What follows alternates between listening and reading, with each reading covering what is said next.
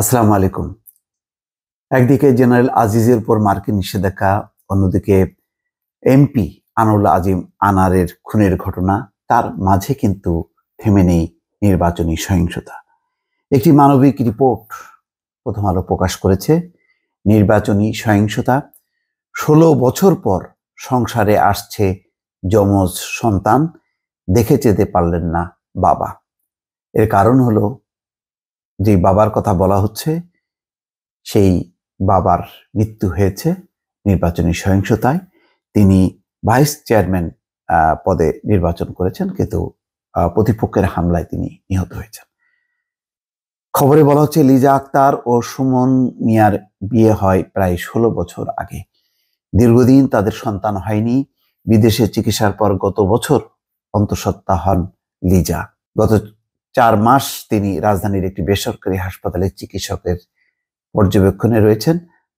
তার যমজ বাচ্চা হবে, দ্রুতই করা হবে অস্ত্রোপচার, কিন্তু অনাগত সন্তানকে দেখে যেতে পারলেন না সুমন মিয়া। নরসিংদী রায়পুরা উপজেলা পরিষদ নির্বাচনে ভাইস চেয়ারম্যান পদের প্রার্থী সুমন মিয়া হামলায় নিহত হয়েছেন। গত বুধবার দুপুরে উপজেলার পাড়াতলী ইউনিয়নে নির্বাচনী প্রচারণার সময় প্রতিপক্ষের হামলায় আহত হন তিনি। বিকেলে রায়পুরা স্বাস্থ্য কমপ্লেক্সে নেওয়া হলে কর্তব্যরত চিকিৎসক সুমন মিয়াকে মৃত ঘোষণা করেন।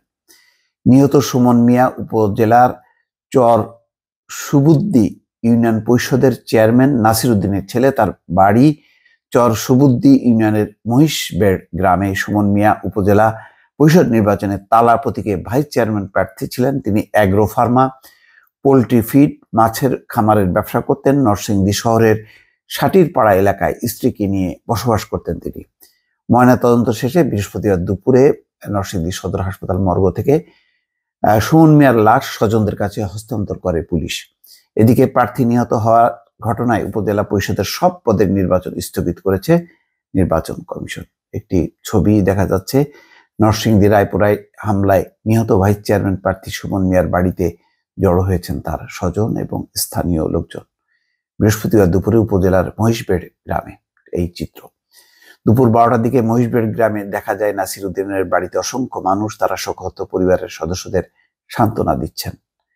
আঙ্গিনায় প্লাস্টিকের চেয়ারে বসে আছেন পুরুষেরা, ঘরের ভিতরে নারীরা মাদুরের উপর বসে কান্নাকাটি করছেন। নাসির উদ্দিন একবার বাইরে এসে চেয়ারে বসছেন, আবার তিনি বাড়ির ভেতরে চলে যাচ্ছেন। কেউ কিছু বলতে এলেই শুধু ছেলের জন্য দোয়া চাইছেন। সুমনের মা গতকাল রাতে হত্যাকাণ্ডের খবর শোনার পরই অসুস্থ হয়ে পড়েন। ঘরে তার পাশে বসে আছেন স্বজন ও প্রতিবেশী নারীরা। নিহত সুমন মিয়ার বাবা নাসির উদ্দিন বলেন, সুমনের হত্যাকাণ্ডের খবর শুনে তার মা অসুস্থ হয়ে পড়েছে। প্রসবের অপেক্ষায় থাকা সুমনের স্ত্রী লিজাকে এখনো ঘটনা জানানো হয়নি। স্বামীর হত্যাকাণ্ডের খবর জানানোর আগেই তার প্রসব করানোর চেষ্টা করা হচ্ছে। দাফন শেষে মামলা করার জন্য থানায় যাবেন।